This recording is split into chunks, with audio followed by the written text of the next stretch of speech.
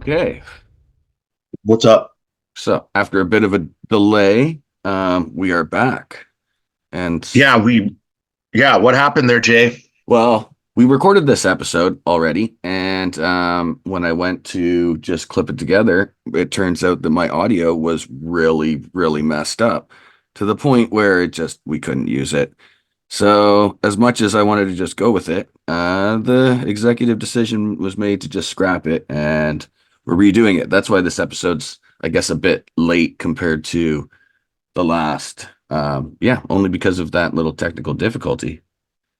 Yeah, But well, we're still in the doing it ugly phase. So if anyone's waiting in bated breath for the next episode, first, wow, we really appreciate you and we do apologize, but I think we're still at that phase where no one's really noticed yet. Maybe. yeah, we don't have a set schedule at the moment either. But we do have a name now for it, right? Oh So yes. What's the name, Jay? What's the so name? it's Recovering Loudly, the Possessed Podcast. That's awesome, dude. So the So logos and we stuff starting to pop up for that. so That's great. So we recover loudly for those who suffer in silence. Exactly. Yeah, yeah. Opening up that conversation and looking forward to having more guests on and yeah, yeah.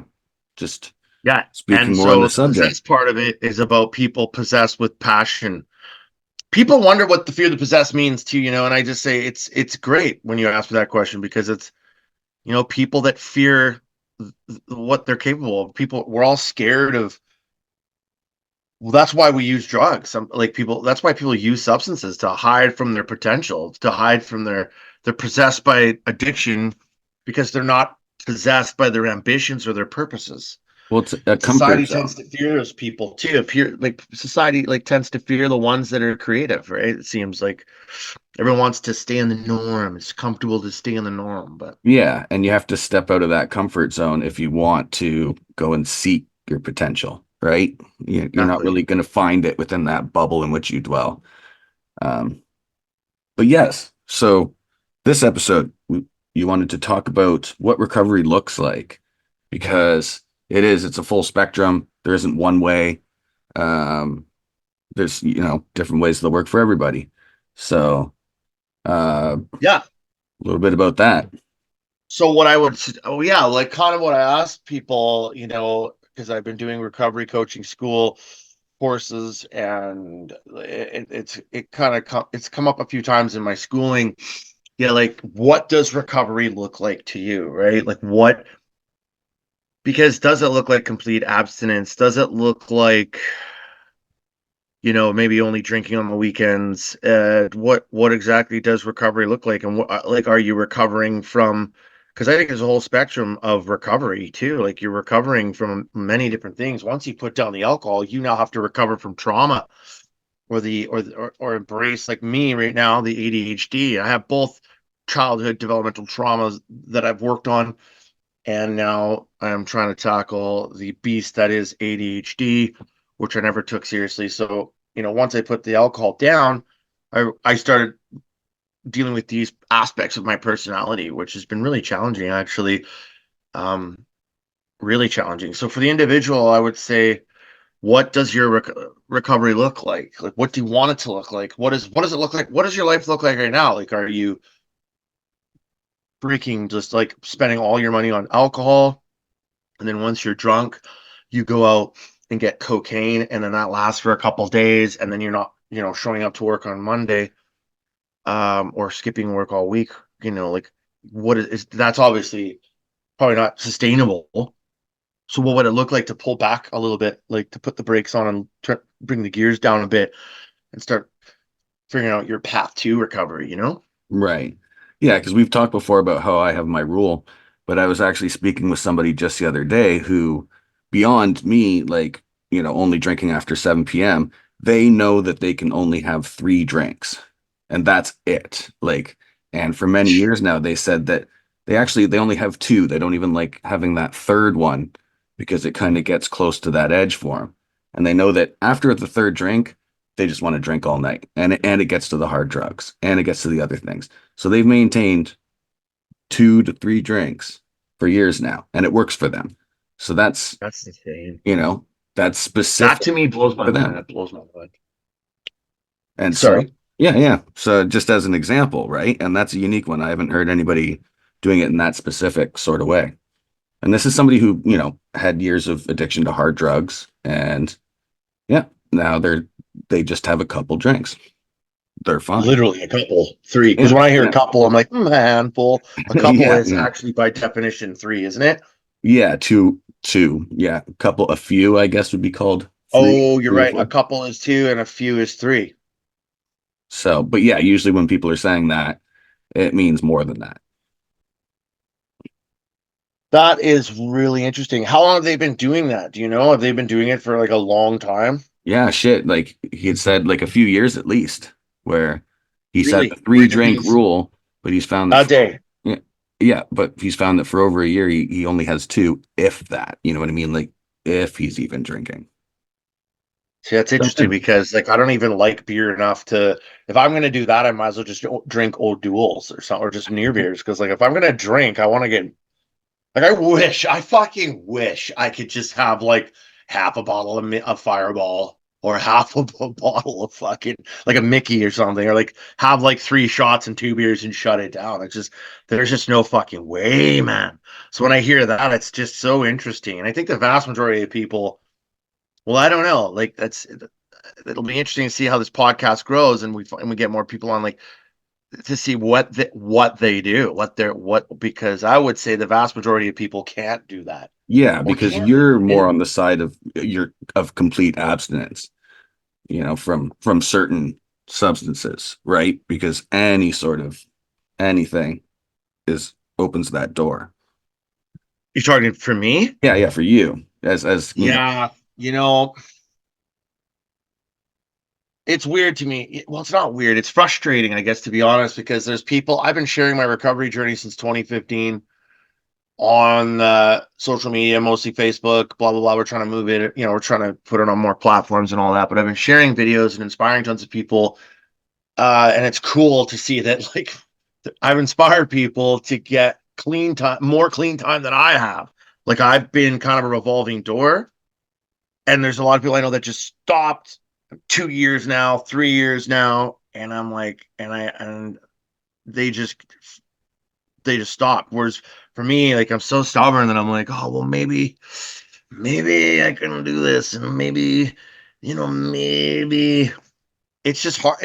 But lately, it's been more about battling the ADHD, and now that I'm medicated and working on that, like really fucking obsessively, I haven't really had the urge to drink. right. See, and that's a bit of Because like you've switched over to the right medication, right? Like the right substance yeah, I mean, there's in a people that way. still think.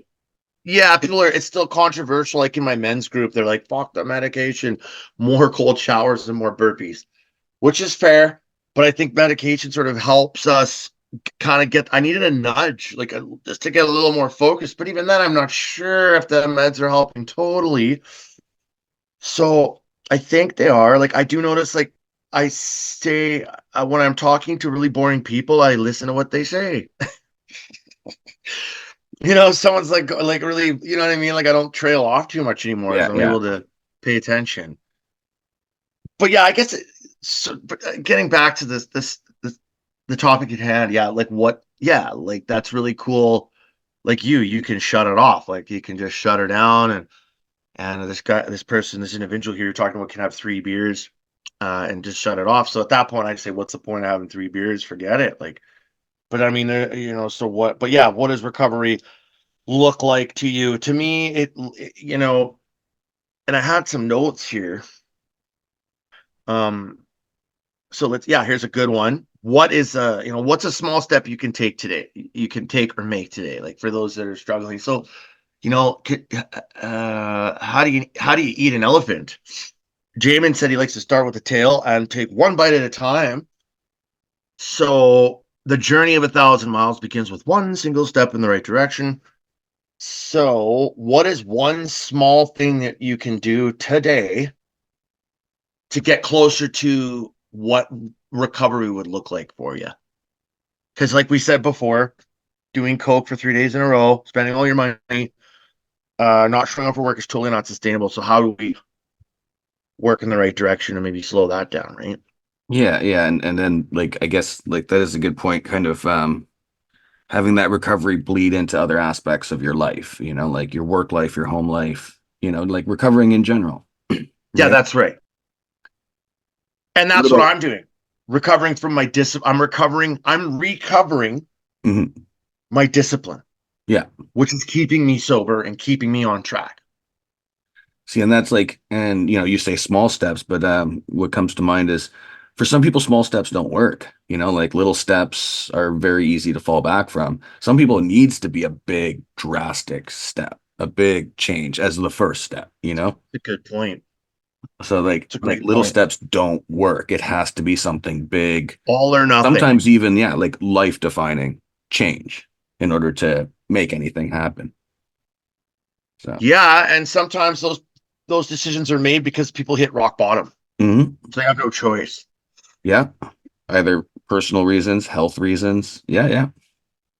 I found with me, like, yeah, it was just I like there was no just one small step. It was I had to stop drinking and put it away.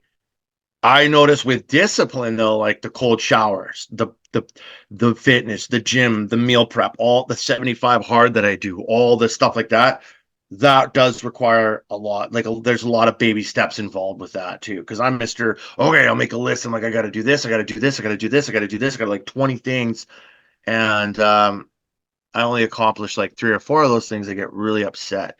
That kind of goes for you're drinking. Like say you want to drink, I'm gonna stop drinking for a year, and then you only make it a week, and then you like beat the shit out of yourself, right? So I guess it really does depend on the person Yeah. and what you're. Like, because I know, like, we had talked about it when we did the other recording of this. Like, for me to actually quit drinking completely would probably take a health scare. Like, I'm pretty comfortable in my drinking. I feel I keep it in check. I don't see any reason to stop. But yeah, like a health scare is totally something that could change that for me. But otherwise, yeah, I feel I'm going to maintain this.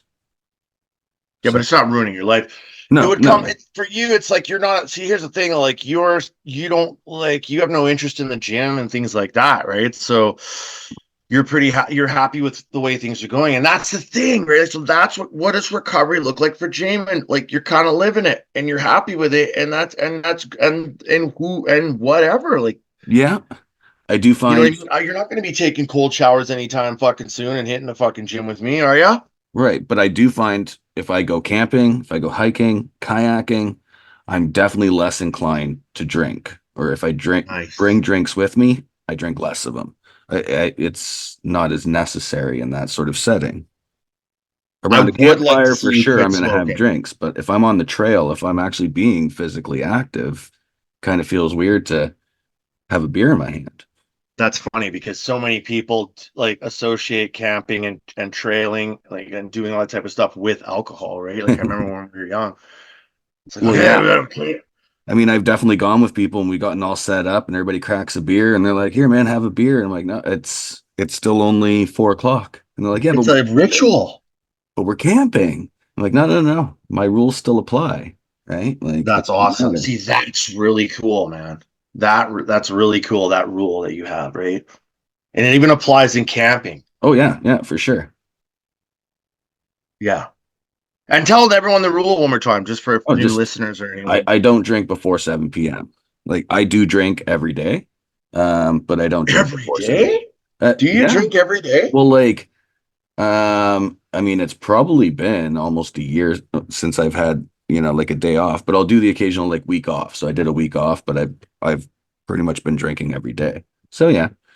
You should try to like my advice, unsolicited advice, take it or leave it. I would try to start skipping Mondays and Tuesdays at least.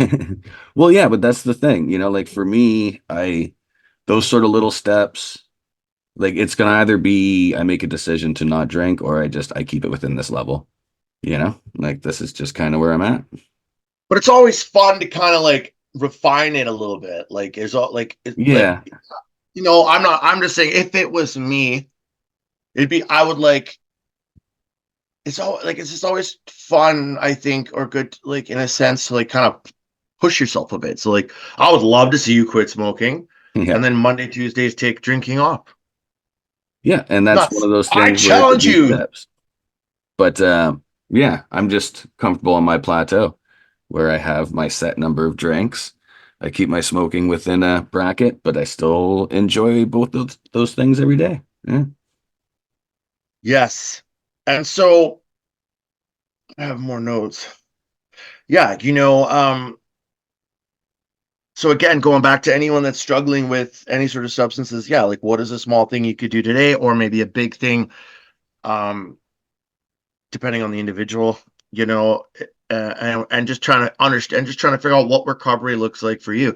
There's a spectrum of people that in recovery, right? There's the ones that stop drinking completely, but they can do weed now and then. There's people that stop doing heroin, fentanyl, meth, and crack, but can drink a couple beers now and then without burning it down.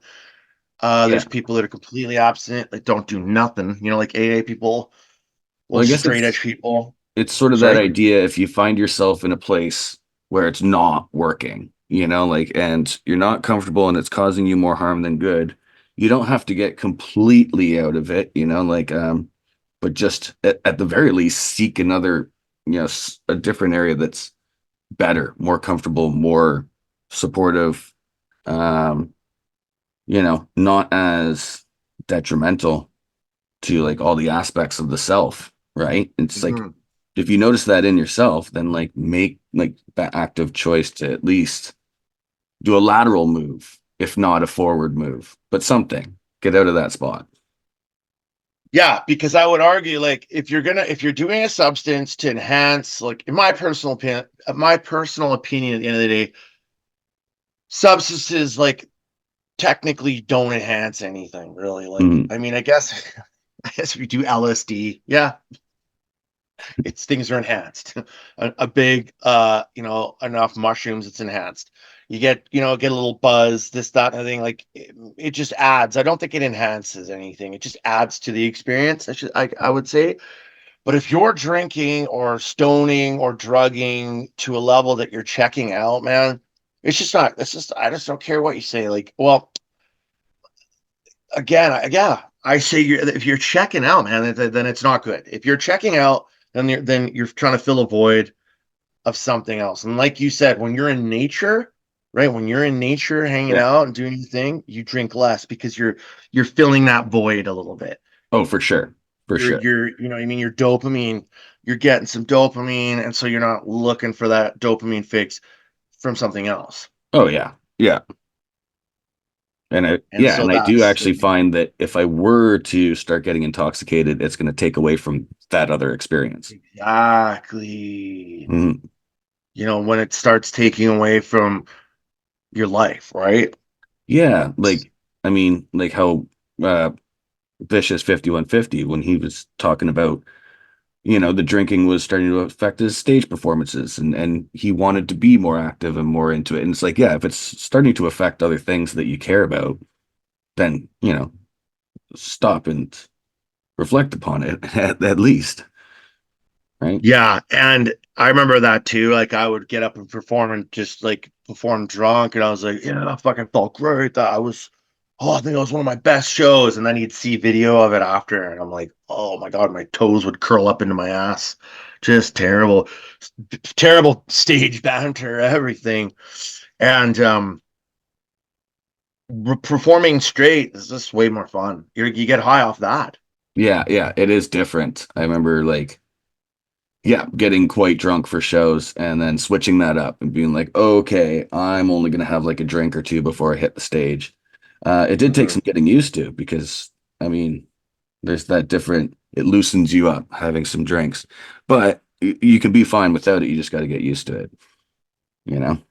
It's a ritual, man. Yeah. Our society has so many rituals, and like the drinking ritual is just super prevalent. It's liquor stores are everywhere, and we're kind of taught that it's a ritual. It's like get off work, grab a beer, get home, unwind, have a couple drinks, fucking boom. Because like I know when I drink, for me, it's like heroin. It's just like get a couple shots, and I'm like, whoa, and it slows my thoughts rate down, and I actually get a little smarter for the first couple drinks. It's like, but then the devil's like, ha ha, fucker, and then I just progressively get stupider after every sip from there. But our society, it's just weird. It's just the societal norm, like here on the Western front anyway. I think it's just so it's trying to break away from that.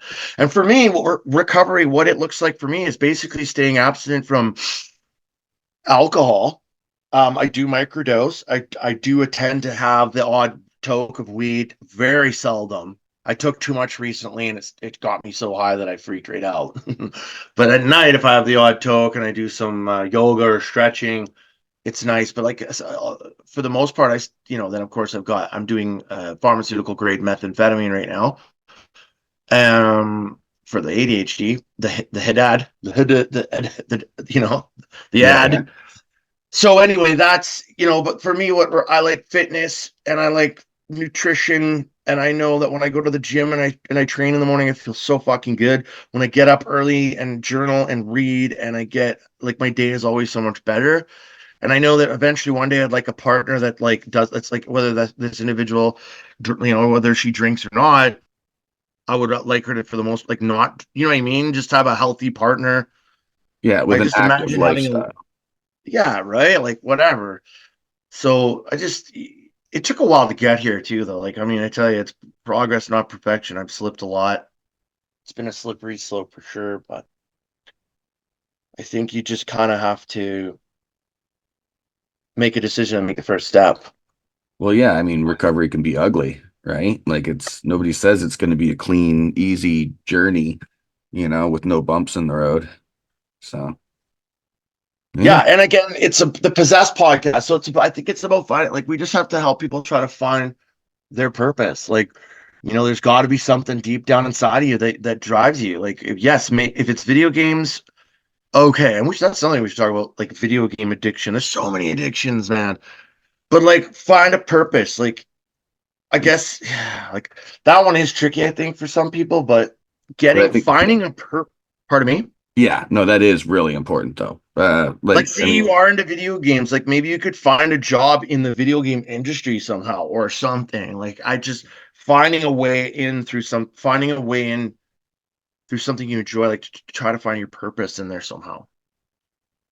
yeah, yeah, as a substitution, well, like an improvement What were rather you than about to sitting say there? around and getting intoxicated, like Yeah. actually being like, hey, I want to strive towards this. And like, well, what can I do to do that? And it doesn't necessarily mean becoming sober, like as first and foremost, it doesn't have to, but it can mean like, okay, well, I want to do this and I want to fix this and I want to, work on this a little bit. And, Yeah. you know, Yeah, and we might we're gonna put out an FTP a day do a tang day timer one, and that'll help you. I mean, you can keep it. I have a day timer that's a habit forming day timer. It's super awesome, man. It's super helpful. yeah, I am looking forward to putting that together and hopefully we can have that ready for next year. Because, yeah, But yeah, getting back to what you just said, for sure, just like finding a way in the right direction. That's where I get back to like the tiny steps. I do agree with you that sometimes it's a matter of some people like to take huge fucking steps. I don't know. Sometimes that may not be sustainable for people. I think just atomic habits, like tiny little habits, or just a tiny step in the right direction, just little bites. Like how do you eat an elephant one bite at a time, kind of thing, right? And stop checking out and sort of checking into something like your passion or your what possesses you, like you know I found mine that like through community support work and outreach work. Like I'm very blessed and to have a career like that where it doesn't feel like work. So I'm not saying, I know that it's not going to be easy for everyone to find a job that they absolutely love, but there must be a way, there must be something, there must be some life upgrade you can do that'll like lead incrementally to the next life upgrade. And there and there somewhere is what, like that answers the question of what does recovery look like.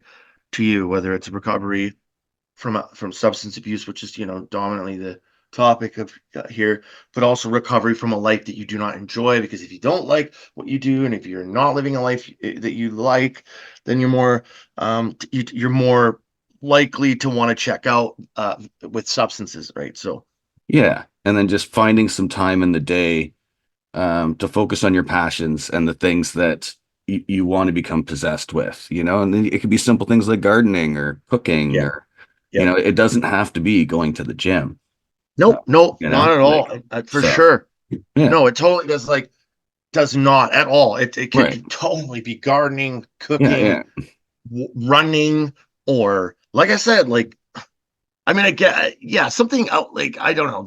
I'd say video games, but even like I don't know, basketball, ball hockey, connecting with your friends. Just yeah, man, yeah, hiking. yeah. So Anyways, I think we're gonna that's kind of run 25 things minutes. down. But what we should mention is on the next episode, we have a guest coming. Garrett, you want to mention a little Yeah, bit about that? Jesse. Yeah, Jesse runs the non-judgmental recovery nonprofit here in Maple Ridge, and yeah, he's come on to share his story, talk a little bit about the his nonprofit because he helps a lot of people in the Maple Ridge community, a lot of the the homeless, the entrenched, like drug entrenched. Like, so he's out there just um, you know doing God's work essentially. Great, we had a great talk, and he's got a lot of well, he's about 5 years, he was saying. So that'll be the next one. Tune in. yeah, yeah. No, it's great. He's been doing a lot of work around here, so excited to yeah, have that posted next. Yeah, and I have a But, couple other guests in mind that have agreed. So, yeah, there's lots coming. And yeah, you're going on vacation here for a little bit. So I am. I'm gone for a few you're like days. on vacation right now, I right? was supposed to be, but weather was a bit unpredictable, so stuck around for a couple days. But yeah, as of tomorrow, I am gone. So I'll be Okay. out of here in nature for a few days, doing what I enjoy, getting re-energized, and yeah, then back to the projects, back to the work. Okay. So And speaking of work, yes, we're gonna keep working. Fear the Possessed band is going back in the studio here soon. We got, I think, like I said, I think we have a show and a FTP Fear the Possessed apparel launch party happening in November at the Haney in Maple Ridge. So the band will be playing.